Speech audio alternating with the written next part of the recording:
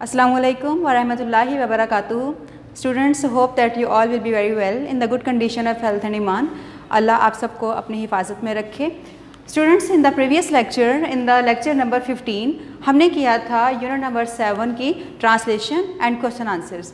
And in this lecture number 16, we are going to start the book exercise of the unit number 7. अच्छा, आप यहाँ पर देख रहे हैं कि मैंने यहाँ पर दोनों चीज़ें, आज मैंने इंग्लिश ए और बी पोर्शन दोनों साथ ही मेंशन किए हुए हैं. यूनिट नंबर 7 की बुक एक्सरसाइज हमने करनी है और इंग्लिश बी साइड से हमने जो काम करना है वो है डायरेक्ट इनडायरेक्ट एक्सरसाइज नंबर 2. क्यों मैंने यहाँ पर ये दोनों चीज़ें ही साथ लिख दी हैं? क्योंकि जो आपकी यूनिट नंबर 7 की बुक एक्सरसाइज है ना बेटा, वो बहुत ज़्यादा शॉर्ट सी एक्सरसाइज है, बहुत इजी है. तो there is no need to write on the board the exercise, क्योंकि वो MCQ फॉर्म में ज़्यादा है तो आपको वहीं से ही समझा दिया जाएगा. There will be no difficulty at all. और उसके बाद हमने करने हैं डायरेक्ट इनडायरेक्ट. ये चीज़ें थी सिर्फ जो इंग्लिश ए साइड से आपको लिखने की ज़रूरत पड़ सकती थी शायद बोर्ड पर. सो यहाँ पर वो मैंने राइट कर दी हैं. उसके बाद हम अपने डायरेक्ट इनडायरेक्ट स्टार्ट कर लेंगे. ये इंपॉर्टेंट एक्सरसाइज है बेटा, सो लेक्चर को आपने ध्यान से सुनना है. डायरेक्ट इनडायरेक्ट की वैसे भी सिर्फ 5 एक्सरसाइज ही हैं, तो हर एक्सरसाइज का लेक्चर आपने ध्यान से लेना है और अपने पास नोट डाउन करना है, प्रैक्टिस करनी है. ठीक है, so let's start our lecture. Unit number 7, सबसे पहले जो आपकी एक्सरसाइज है पार्ट आ रहा है दैट इज़ ग्लोसरी. ग्लोसरी में आपके पास बेटा वही बात के लॉन्ग सेंटेंसेज हैं तो मैक्सिममली शॉर्ट किए हुए हैं, आपको अंडरलाइन करना होगा. सबसे पहला वर्ड है आपके पास करियर. तो करियर का आप पूरा ही करोगे सेंटेंस, अ जॉब और series of related jobs that you do. ठीक है, करियर किसे कहते हैं? एक काम या फिर एक सीरीज रिलेटेड जॉब्स की दैट यू डू, जो कि आप करते हैं. ठीक है, इसके बाद है सर्कमस्टांसेस. सर्कमस्टांसेस हम कहते हैं हालात को, आपको पता है हमने मीनिंग्स किए हुए थे ये वाले. तो इसका मीनिंग बनता है आपका सिनोनिम जो बनता है वो बनता है एनवायरमेंटल कंडीशंस. इतना ही कीजिएगा, इनफ है एनवायरमेंटल कंडीशंस. देन है कॉन्टेस्ट. कॉन्टेस्ट का आप करें कंपटीशन यानी मुकाबला. इसके बाद है एक्सेल. एक्सेल का बहुत छोटा सा लिखा हुआ है उन्होंने खुद ही, बी बेटर देन, सबकत ले जाना, बेहतर हो जाना, आगे बढ़ जाना. मोटिवेशन. मोटिवेशन का तहरीक, आपका एक ही वर्ड लिखा हुआ है यहाँ पर, इंस्पिरेशन, वही कीजिएगा. पार्टिसिपेंट. पार्टिसिपेंट का आप लिखोगे आगे जो अंडरलाइन आप करोगे, a person who takes part. इतना काफ़ी है, एक पर्सन जो शिरकत करता है. देन है बेटा आपका प्रायोरिटी. प्रायोरिटी का मतलब तरजीह, तो आप इसका सिनोनिम लिखा हुआ है ऑलरेडी, वही पूरा करोगे. मोस्ट इंपॉर्टेंट थिंग यानी सबसे पहली चीज़, सबसे अहम चीज़. ठीक है, इसके बाद बेटा आपका वोकैबुलरी पार्ट स्टार्ट हो रहा है. वोकैबुलरी पार्ट में आपके पास सबसे पहले आ रहे हैं उर्दू मीनिंग्स. आपने मीनिंग्स बताने हैं. सरकमस्टांसेस, उसका होगा हालात, आप लिखते जाएं साथ साथ. फिर है पार्टिसिपेंट. पार्टिसिपेंट का होगा शरीके कार यानी हिस्सा लेने वाला.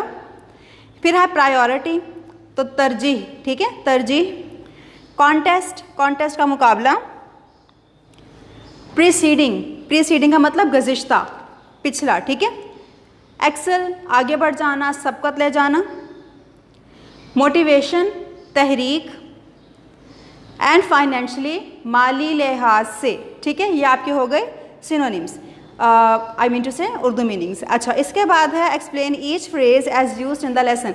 अच्छा, ये कुछ फ्रेजेस आपके चैप्टर में यूज़ हुई हैं. अ long bumpy ride, earn first place, अ वेल राउंडेड स्टूडेंट. तो इन फ्रेजेस को आपने सिंपल वर्ड्स में बताना है कि इनका मीनिंग क्या है. ठीक है, आपके पास जो पहला फ्रेज आ रही है वो है अ लॉन्ग बम्पी राइड. अ लॉन्ग बम्पी राइड का अब क्या बनेगा आपका, यानी अगर आपको समझाना हो, एक्सप्लेन करना हो, तो अ लॉन्ग बम्पी राइड का क्या मतलब होता है? Hard times. ठीक है, इसके बाद आपके पास अर्न फर्स्ट प्लेस यानी पहली जगह पर आना. तो आप इसका लिखोगे गॉट फर्स्ट पोजीशन. यानी आपने सिर्फ इन फ्रेजेस को सिंपल करके बताना है. अ वेल राउंडेड स्टूडेंट, हम जोहद student. A student having various abilities, एक ऐसा स्टूडेंट जिसके पास बहुत सारी एबिलिटीज़ होती हैं, सलाहियतें होती हैं. Along with a group of other students, दूसरे स्टूडेंट्स के ग्रुप के साथ. In the company of the other students, दूसरे स्टूडेंट्स की कंपनी में, दूसरे स्टूडेंट्स के साथ. देन है to look forward to it, उसके आगे आना यानी उसके लिए इंतज़ार करना. ठीक है, तो क्या बनेगा? वेट फॉर, इंतज़ार करना. इसके बाद है बेटा made it this far. Made it this far यानी अब तक, managed it up to now यानी अब तक के लिए मैनेज कर लिया गया. ठीक हो गया. अच्छा, इसके बाद आपने करना है पेज नंबर 83 पर बेटा आपके आ रही है रीडिंग कॉम्प्रीहेंशन. तो ये MCQs है, ये यहीं पर ही आप साथ साथ टिक मार्क कीजिएगा। सबसे पहला है आपका the last couple of years have been a long bumpy ride for me. अभी अभी हमने किया कि बम्पी राइड का मतलब क्या होता है, हार्ड टाइम्स। आप देखिए बी ऑप्शन आ रहा है आपका हार्ड एंड चैलेंजिंग टाइम, उसको टिक मार्क कर दीजिए। उसके बाद आपके पास आ रहा है the author thinks he will become a well rounded student by. वो ये समझता है ऑथर कि मैं एक वेल राउंडेड स्टूडेंट, एक हम्मा जोहर स्टूडेंट, एक तमाम खूबियों वाला स्टूडेंट बन जाऊंगा। कैसे? Making good grades in academics, या फिर पार्टिसिपेटिंग इन को करिकुलर एक्टिविटीज़, या participating both in academic and को करिकुलर एक्टिविटीज़। तो वो दोनों चीज़ों में पार्टिसिपेट करता था, तो आप ऑप्शन सी को टिक करोगे। ठीक है। इसके बाद आपका थर्ड है his summer jobs in the preceding 2 years help him. उसकी पिछली जो समर जॉब्स थी पिछले 2 सालों की, उन्होंने उसकी किस तरह से मदद की। आप ऑप्शन ए को चूज़ करोगे कि उसकी मदद की है gain and understanding of independence and responsibility, कि उसको समझ बूझ आ गई है अपनी आज़ादी और जिम्मेदारी की। ठीक है। फोर्थ है आपका द ऑथर हैज़ बिकम मोर। क्या बन चुका है अब जो ऑथर इतने सारे एक्सपीरियंसेस लेने के बाद, तो आप करोगे second option mature and responsible. The author has become more mature and responsible because of his jobs experiences. ठीक हो गया। फिफ्थ है बेटा आपका this developing positive outlook has given the author the motivation he needs to become. क्या become का था, यानी वो क्या बनना चाहता था कि ये जो डेवलपिंग तरक्की करता हुआ मुस्बत नुक्ता नज़र था, इसने ऑथर को एक मोटिवेशन दी थी। मोटिवेशन किस लिए दी थी, उसको किस चीज़ के लिए मोटिवेशन चाहिए थी? He needs to become successful. ठीक है, ऑप्शन सी आएगा यहाँ पर। इसके बाद बेटा आपके क्वेश्चन आंसर्स आ रहे हैं, वो हम ऑलरेडी कर चुके हैं इन द प्रीवियस लेक्चर। इसके बाद पेज नंबर 85 पर आपके पास आ रहे हैं indefinite pronoun. What are the indefinite pronouns? Indefinite pronouns बेटा हम कहते हैं ऐसे, पहले तो बात कर लेते हैं ना प्रोनाउन की, आपको पता है लेकिन दोबारा रिवाइज कर लेते हैं। प्रोनाउन हम कहते हैं जो नाम की जगह पर इस्तेमाल हो। ठीक है ना, जो नाम की जगह पर इस्तेमाल हो। असलम की जगह पर हम ही इस्तेमाल करें, आयशा की जगह पर हम शी इस्तेमाल करें, तो ये प्रोनाउंस होते हैं। अब इंडेफिनिट प्रोनाउन कौन सा होता है? इंडेफिनिट प्रोनाउन बेटा वो होता है जो किसी ख़ास चीज़ की तरफ इशारा नहीं कर रहा होता। जैसे मैंने भी कहा ना, असलम की जगह पर ही या फिर आयशा की जगह पर शी, तो यहाँ पर असलम और आयशा को हमने ख़ास किया हुआ था ना। तो इस तरीके से इंडेफिनिट किसी एक की तरफ पॉइंट आउट नहीं कर रहा होता, बल्कि वो जनरली बात कर रहा होता है। Everyone, none of the boy, all the girls, इस तरह से। ठीक है, तमाम लोगों के बारे में बात कर रहा होता है। तो बेटा आपने क्या करना है कि आपने जो आपके पास एक्सरसाइज नंबर ए है, यानी पोर्शन ए, 9 सेंटेंसेज हैं, आपने सिर्फ अंडरलाइन करना है इंडेफिनिट प्रोनाउंस को। एवरीबडी एन्जॉयज़ अ गुड मूवी, मैंने भी आपको बताया कि ये तमाम लोगों के बारे में बात कर रहा होता है, तो सेंटेंस में एवरीबडी का वर्ड, हर शख्स, ये आपका इंडेफिनिट प्रोनाउन होगा। इसको अंडरलाइन कर लीजिए। इसके बाद है does anybody have the time, तो क्या होगा? सेकंड में ऑप्शन आपको समझ आ चुका होगा। आप मेरे बताने से पहले घर पर खुद से रिपीट कीजिए कि यहाँ पर कौन सा वर्ड है जो इंडेफिनिट प्रोनाउन हो सकता है, and that will be anybody. ठीक है, एनीबडी को टिक मार्क कीजिए। उसके बाद आप करोगे one सैंग while the other played the guitar, एक ने गाना गाया जबकि दूसरों ने गिटार बजाई, तो आप अदर को यहाँ पर करोगे इंडेफिनिट प्रोनाउन को, उसको करोगे आप अंडरलाइन। इसके बाद है बेटा आपके पास nobody knows the trouble I have seen, तो नोबडी को आप अंडरलाइन करोगे। फिफ्थ सेंटेंस है आपके पास the secret was known by few, चंद लोग इस सीक्रेट को जानते थे, तो फ्यू को आप अंडरलाइन करो यहाँ पर। देन है आपके पास no the secret was known by many, नहीं ये राज तो बहुत सारे लोग जानते थे, तो यहाँ पर मैनी को आप अंडरलाइन करोगे। फिर है बेटा आपके पास 7th sentence mathematics is too hard for some, कि मैथ्स बहुत सारे लोगों के लिए, कुछ लोगों के लिए बहुत ज़्यादा हार्ड होता है, डिफ़िकल्ट होता है, तो आप सम को अंडरलाइन करोगे। सम इंडेफिनिट प्रोनाउन होगा। श्योरली यू रिकॉग्नाइज समबडी, तो समबडी क्या होगा? Indefinite pronoun. एंड देन है is there anything that I can do, क्या कुछ है जो मैं कर सकता हूँ, तो यहाँ पर एनीथिंग अंडरलाइन होगा आपका, क्योंकि ये इंडेफिनिट प्रोनाउंस है। आप अगर देखें बेटा तो तमाम 9 के 9 सेंटेंसेज में बात इस तरह से की गई है कि किसी एक चीज़ को, किसी एक पर्सन को, किसी एक प्लेस को पॉइंट आउट नहीं किया गया, जनरली बात की गई है तमाम चीज़ों, तमाम लोगों और तमाम जगहों के बारे में, मुख्तलिफ चीज़ों के बारे में। ठीक है ना। इसके बाद है बेटा आपके पास B portion tick the verb which agrees with the indefinite pronoun. Indefinite pronouns कुछ दिए गए हैं आपको, उनके साथ आपने जस्ट सही वर्ब लगाना है। हेल्पिंग वर्ब्स उन्होंने दिए हैं यहाँ पर आपको, और कुछ 1-2 वर्ब्स हैं, आपने उनको सही वाले को टिक मार्क करना है। तो आपका पहला है each of the family members has या हैव वन वोट। अब ये देखो each of the family members तो डेफिनेटली ज़्यादा हैं, लेकिन यहाँ पर बात हो रही है तमाम फैमिली मेंबर्स में से हर एक की, ये भी, मदर भी, फादर भी, बड़े भाई भी, बहन भी, छोटा भाई भी, यानी फैमिली मेंबर्स में से हर एक की बात हो रही है कि हर एक के पास एक वोट है। तो फिर यहाँ पर अब क्योंकि हर एक की अलग-अलग बात की गई है तो आप टिक मार्क करोगे हैज़ को, ठीक है, हैज़, ठीक है। सेकंड सेंटेंस आपका होगा वन ऑफ द बॉयज़, अब लड़कों में से एक लड़का, ठीक है, तमाम लड़कों में से एक लड़का ईट पिज़्ज़ा एवरी वीक। अब एक लड़का है तो क्या आएगा ईट्स, ठीक है, सेकंड ईट्स, EATS। इसके बाद थर्ड है बेटा आपका बोथ ऑफ द आंसर्स, दोनों आंसर्स, दो आंसर्स की बात हो रही है तो डेफिनेटली आप क्या लगाओगे इज या आर, तो आप लगाओगे are, both of the answers are correct. Then है आपका a few of the staff was या वर गॉन टूडे। अब स्टाफ और फ्यू, आ फ्यू का मतलब बेटा होता है चंद, ठीक है, आ फ्यू का मतलब होता है चंद लोग। तो स्टाफ में से कुछ लोग, चंद लोग आज चले गए। अब कुछ लोग हैं तो फिर आप क्या यूज़ करोगे वॉज या वर, तो डेफिनेटली ज़्यादा लोग हैं तो फिर आप यूज़ करोगे वर। इसके बाद है बेटा आपके पास all of the animals run या फिर रन्स, तमाम एनिमल्स, तो आप यहाँ पर रन को टिक मार्क करोगे क्योंकि ये प्लूरल है। समवन हैज़ या हैव हिज ओन थॉट्स, हर एक की अपनी सोच होती है तो यहाँ पर आप हैज़ को टिक मार्क करोगे। सेवंथ में आप करोगे you know that others has या हैव ट्राइड दिस, तो फिर आप इसको दैट अदर्स है ना, ज़्यादा लोग हैं तो फिर आप यहाँ पर टिक मार्क करोगे हैव को, ठीक है। अच्छा बेटा यहाँ पर आपके ना यूनिट नंबर 7 की एक्सरसाइज फिनिश हो रही है। अब हम स्टार्ट कर रहे हैं अपने डायरेक्ट इनडायरेक्ट, ठीक है। ओके बेटा now we are going to start the direct indirect. अच्छा डायरेक्ट इनडायरेक्ट को ना डायरेक्ट इनडायरेक्ट में बेटा हमने करनी है एक्सरसाइज नंबर 2।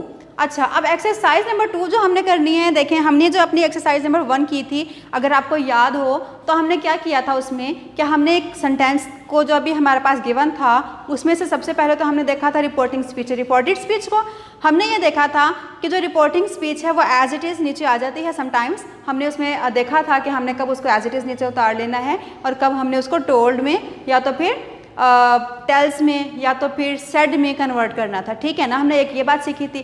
दूसरी बात हमने जो सीखी थी, हमने ये देखा था कि हमने उसके तमाम प्रोनाउंस चेंज करने हैं। हमने ये सीखा था कि उसमें हमने इन्वर्टेड कॉमास ख़त्म करने होते हैं और दैट लगाना होता है इन्वर्टेड कॉमास ख़त्म करने के बाद। उसके बाद हमने ये सीखा था कि हमने टेंस को भी चेंज करना होता है और टेंस चेंज करने के तमाम रूल्स हमने लिखे थे कि present indefinite will be converted into past indefinite, present continuous will be converted into past continuous. इस तरीके से तमाम जो टेंसेस थे वो एक एक स्टेप आगे जा रहे थे। ये तमाम वो बातें हैं जो हम ऑलरेडी अपने डायरेक्ट इनडायरेक्ट के पिछले लेक्चर में कर चुके हैं और उसमें हमने ये रूल्स भी सीखे थे और एक्सरसाइज नंबर 1 भी की थी। आज हम स्टार्ट करने जा रहे हैं एक्सरसाइज नंबर 2। अब एक्सरसाइज नंबर 2 जो आपकी एक्सरसाइज है ना, ये है इंट्रोगेटिव की एक्सरसाइज, ठीक है। कौन सी है ये एक्सरसाइज?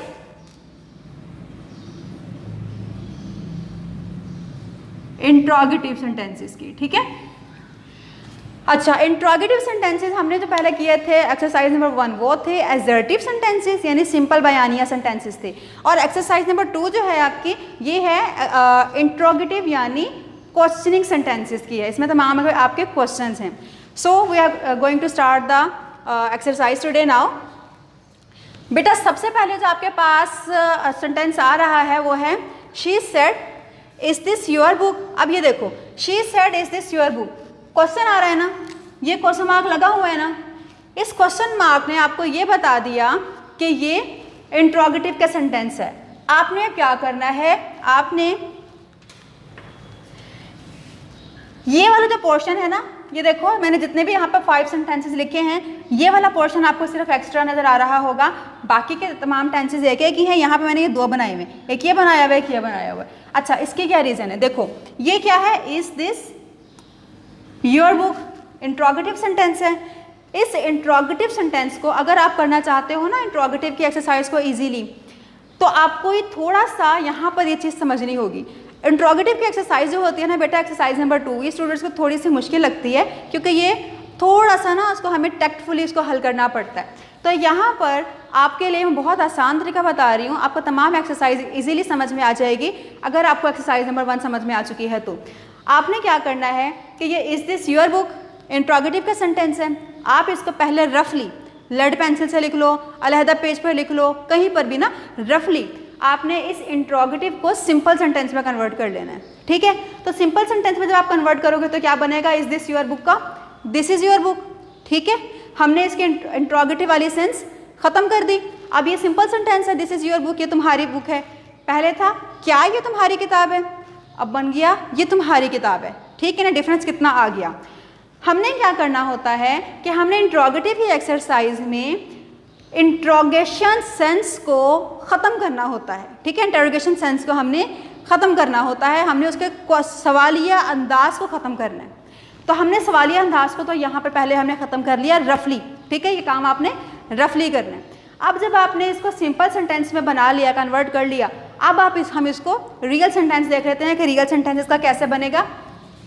देखिए अब ये तो क्वेश्चनिंग सेंटेंस है ना, तो ये बात तो अल्टीमेट है कि आपने यहाँ पर सेट की जगह पर क्या लगाना होगा, आस्क्ड, ठीक है। तमाम सेंटेंसेस में आपके आस्क्ड आएगा, she asked, they asked, I asked, asked का वर्ड आएगा क्योंकि ये तमाम के तमाम इंट्रोगेटिव की एक्सरसाइज है।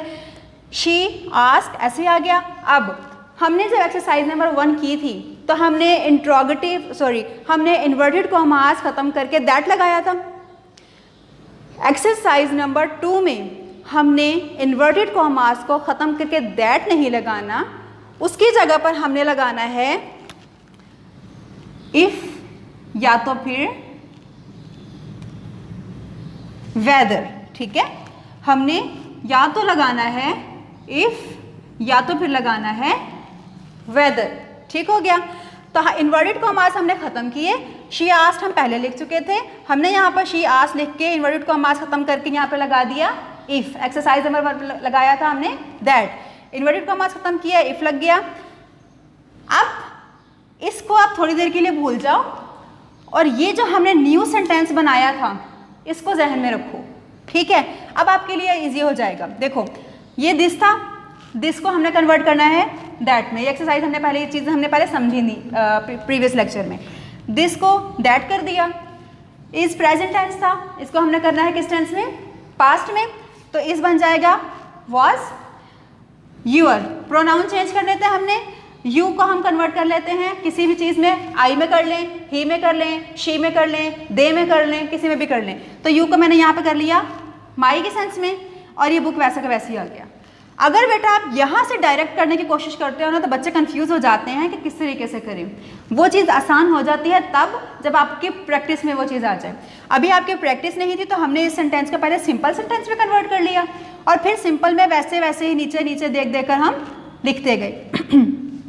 अब आपका जो सेंटेंस है देखें पूरा बन गया। शी आस्क्ड, उसने पूछा, if that was my book, कि क्या वो मेरी किताब है। अब यहाँ पर जो सवाल पूछा गया था ना तब वाकई ही वो सवाल था, ठीक है ना, तो इसलिए यहाँ पर क्वेश्चन मार्क था। लेकिन जब यहाँ पर बात बताई गई है तो थर्ड पर्सन, एक पर्सन जो है ना ये बता रहा है कि उसने ये बात पूछी थी। अब सवाल नहीं पूछा गया बल्कि उस सवाल के बारे में बताया जा रहा है कि उसने ये बात पूछी थी, ठीक है ना। तो इसलिए हमने यहाँ पर क्वेश्चन मार्क नहीं लगाना। आपका सेंटेंस बन जाएगा शी आस्क्ड, इन्वर्टेड कॉमास खत्म, if that was my book, ठीक है। अगर आपको पहला सेंटेंस समझ में आ जाता है ना तो तमाम सेंटेंसेस इजी हैं आपके लिए। अब देखिए second sentence, he said do you have any share in this firm. तो हमने ही सेड को कर लिया ही आस्क्ड।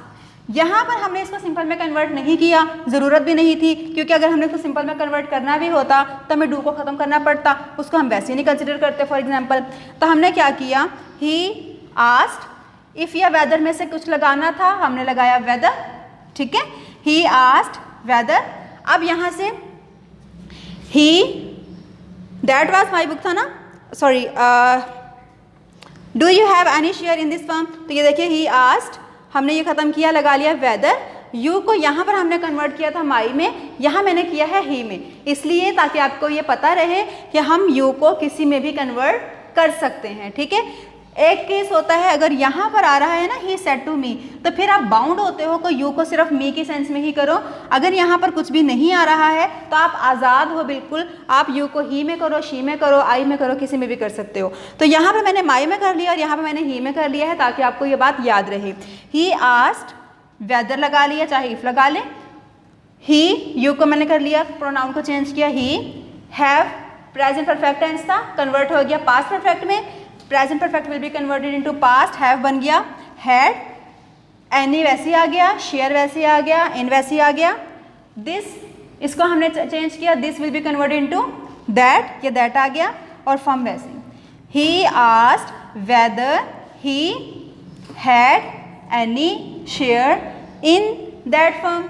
ठीक है, अब यहाँ पर देखें, they said have you ever visited Murree hills. यहाँ पर देखो, दे आस्क कर लिया, ये मैं आपको पहले बता चुकी हूँ, तमाम सेड आस्क में कन्वर्ट हो जाएंगे। इफ़ या वेदर में से कुछ लगाना था, हमने वेदर लगा लिया। उसके बाद हमने यही बात कि इसको हमने सिंपल में सेंटेंस को कन्वर्ट करना था, तो हैव यू ने बन जाना था you have ever visited Murree hills. वो काम जो हमने ये वाला से पार्ट में किया था ना, ये वाला पार्ट जो हमने किया था, ये काम हम यहाँ पर कर लेते हैं। रफली आप कीजिएगा, have you ever visited Murree hills बन जाएगा सिंपल सेंटेंस में you have ever visited Murree hills. अब देखो, they asked whether, inverted commas खत्म हुए। दे, यू को हमने कन्वर्ट कर लिया दे में, have will be converted into had, यहाँ पर भी यही हुआ था, present perfect will be converted into past perfect, have बन गया हैड, दे हैड, आगे का सारा ऐसा का ऐसे ही, एवर विजिटेड मरी हिल्स। ठीक है, नेक्स्ट है आपका he said aren't you ashamed of yourself. तो क्या बना, he asked if aren't you ashamed of yourself, if हमने लगा लिया इन्वर्टेड कॉमास खत्म करके, I was ashamed of myself। ठीक है, I was ashamed of myself। Then है आपके पास the teacher said did you do your home task yesterday। Teacher ने पूछा कि क्या तुमने अपना काम कल खत्म कर लिया था। तो देखें, the teacher asked, टीचर ने पूछा whether I had done, कौन सा टेंस है, past indefinite. Past indefinite will be converted into past perfect, तो पास्ट इंडेफिनिट की जगह पे हमने पास्ट परफेक्ट लगा लिया। हैड और थर्ड फॉर्म आती है पास्ट परफेक्ट में। whether I had done my home task yesterday बन जाएगा प्रीवियस डे। ठीक है, previous, whether I had done my home task the previous day, हमने पास्ट इंडेफिनिट को कन्वर्ट करना था पास्ट परफेक्ट में, हमने वही किया। I had done my home task yesterday बन जाएगा प्रीवियस डे, क्या उस दिन, ठीक है, पिछले दिन। The teacher asked whether I had done my home task the previous day। ठीक है बेटा, होप सो कि आपको ये 5 सेंटेंसेस समझ आए होंगे, और अगर ये 5 सेंटेंसेस आपको समझ में आ गए हैं तो बहुत आसान हो जाएगा आपके लिए बाकी के एक्सरसाइज को करना भी। अच्छा, अब मैंने आपको करवाने हैं बेटा, यहाँ पे 20 सेंटेंसेस हैं ना आपके टोटल एक्सरसाइज में, तो मैं आपको 10 सेंटेंसेस आपको यहाँ पर करवाऊँगी, बाकी के 10 सेंटेंसेस आपने होमवर्क में करने हैं। सो अब हम वो स्टार्ट कर लेते हैं। ठीक है, ओके बेटा, ये देखिए sentence number 6, the mother said didn't I ask you not to go there. अब यहाँ पर मदर ने वॉर्न किया है ना, खबरदार किया है ना, डांट रही हैं वो, तो क्या करेंगे आप, द मदर आस्क्ड, हमने इफ या वेदर लगाना था, इन्वर्टेड कॉमास खत्म किए, वेदर लगाया, डिडेंट लगा हुआ है मतलब पास्ट इंडेफिनिट है, past indefinite will be converted into past perfect. Hope so कि आपने तमाम रूल्स याद कर लिए होंगे। वेदर, अब हमने आई को किस में कन्वर्ट करना है, किसने डांटा था असल में, मदर ने कहा है ना कि क्या मैंने तुम्हें मना नहीं किया था, तो किसने मना किया था, मदर ने ना, तो फिर बन जाएगा ये she, the mother asked whether she. अब पास्ट इंडेफिनिट था, पास्ट परफेक्ट में कन्वर्ट हुआ, हैड लग गया और उसके साथ third form, she had not want, खबरदार किया था, मी, मुझे, you converted into me, to go there, वहाँ पर जाने से क्या बना, द मदर आस्क्ड, मदर ने पूछा, whether she had not want me to go there, क्या मैंने मना नहीं किया था वहाँ जाने से, या क्या मैंने खबरदार नहीं किया था वहाँ जाने से। ठीक है, अगला सेंटेंस है आपका, Rehana said will you stop interfering in my work. Rehana ने कहा, क्या तुम मेरे काम में इंटरफेयर करना, मुदाखलत करना बंद करोगे। सेंटेंस बना रेहाना आस्क्ड, ठीक है, इन्वर्टेड कॉमास खत्म हुए, वेदर लगा, विल यू को हमने सिंपल में करना था तो क्या बन जाना था, यू विल। ठीक है ना, तो हमने क्या किया, यू को कन्वर्ट कर लिया आई में, और विल हो गया कन्वर्टेड इनटू वुड, जैसे शेल कन्वर्ट होता है शुड में। यू आई में गया, विल वुड में गया। Rehana asked whether I would stop interfering in सारा का सारा वैसे ही आया। ये प्रोनाउन हमने चेंज किया, माई की जगह पर कर लिया हर। क्यों? क्योंकि काम किसका था? रेहाना का। रेहाना ने कहा था कि क्या तुम मेरे काम में दखल अंदाजी करना बंद करोगे? तो जब हमने इसको उसमें कन्वर्ट किया तो कर लिया। रेहाना ने पूछा कि क्या मैं उसके काम में मुदाखलत करना बंद करूँगी या करूँगा। ठीक है, ये आपका सेंटेंस हो गया। इसके बाद बेटा आपका है the mother said shall we invite the Qureshis also. Mother ने पूछा कि क्या हम कुरैशीज को भी इन्वाइट करेंगे। शैल लगा हुआ है, आपको पता है शुड में कन्वर्ट होगा, तो शैल वी को सिंपल में करेंगे तो बन जाएगा वी शैल। अब देखते हैं, द मदर आस्क्ड, इफ लग गया, इन्वर्टेड कॉमा खत्म किया, इफ लगा, वही दे बन जाएगा क्योंकि अब मदर ने पूछा कि क्या वो लोग कुरैशीज को इन्वाइट करेंगे, तो फिर वही बन गया वो। दे उसकी इंग्लिश होती है दे, वो की, तो if they shall converted into should, the mother asked if they should invite the Qureshis also, same to same बाकी का आ गया सारा। इसके बाद 11 सेंटेंस है, ही सेड। अच्छा बेटा यहाँ पर ना मैंने आपको 8 तक करवाए हैं सिस्टमैटिकली इन ऑर्डर, ठीक है, जो आपकी बुक में है। उसके बाद यहाँ पर देखिए मैंने 9वां और 10वां सेंटेंस मिस कर दिया है यहाँ पर, उसके बाद मैं 11वां और 12वां करवा रही हूँ। वजह ये है कि बाकी के जो 10 सेंटेंसेस थे ना मैंने वो आपको होमवर्क में देने थे, लेकिन जो आखिर के 10 सेंटेंसेस आ रहे हैं ना उसमें थोड़ी सी चेंजिंग आ रही थी, फिर आपको कन्फ्यूजन हो जानी थी घर पर होमवर्क करते हुए। तो आपने अब जब होमवर्क करना है ना तो आपने वो 9th और 10th सेंटेंस होमवर्क में ले लेना है, ठीक है। 11वां और 12वां क्लास वर्क में रहने दीजिएगा, 9वां और 10वां आप होमवर्क में ले लीजिएगा। He said what do you want me to do. अब ये देखो आपने अभी तक जितने सेंटेंसेस किए थे उसमें इस तरह का वर्ड नहीं आ रहा था, व्हाट, हाउ, ये नहीं आ रहा था। आपको मैं एक बात बताती हूँ कि जब हमने एक सेंटेंस देखा इंट्रोगेटिव का जिसमें डब्ल्यू फैमिली आ रही हो, डब्ल्यू फैमिली कौन सी होती है? व्हाट, वेयर, व्हेन, ठीक है, इस तरह के जितने भी सेंटेंसेस होते हैं ना ये सारे होते हैं डब्ल्यू फैमिली, ठीक है। डब्ल्यू फैमिली आ रही हो यानी क्वेश्चनिंग सेंटेंस ना, सॉरी क्वेश्चनिंग वर्ड्स, डब्ल्यू से स्टार्ट होने वाले क्वेश्चनिंग वर्ड्स, और इसके साथ हाउ, डब्ल्यू फैमिली और हाउ। अगर आपके पास यह सेंटेंस इंट्रोगेटिव सेंटेंसेस में डब्ल्यू फैमिली में से कोई वर्ड आ रहा है, जैसे यहाँ आ रहा है, तो फिर आप इफ़ या वेदर नहीं लगाते। दोबारा रिपीट कर देती हूँ, अगर डब्ल्यू फैमिली में से कुछ आ रहा हो, what, whether, what, where, when, how, तो फिर आप इन्वर्टेड कॉमास खत्म करके इफ़ या वेदर नहीं लगाते। इंस्टेड आप कुछ भी नहीं लगाओगे वहाँ पर, उसी वर्ड को ही बस नीचे उतार लोगे, ठीक है। ही आस्क्ड, व्हाट वैसा का वैसे नीचे आ गया। आई, डू यू वांट है ना, present indefinite, present indefinite will be converted into past indefinite, तो बन गया he asked what I wanted him to do. बाकी का सारा ऐसे ही आया, सिर्फ मी प्रोनाउन चेंज किया। क्यों? क्योंकि ये मी कौन था असल में? ही। उसने मुझसे पूछा what do you want me to do, कि तुम मुझसे क्या चाहते हो।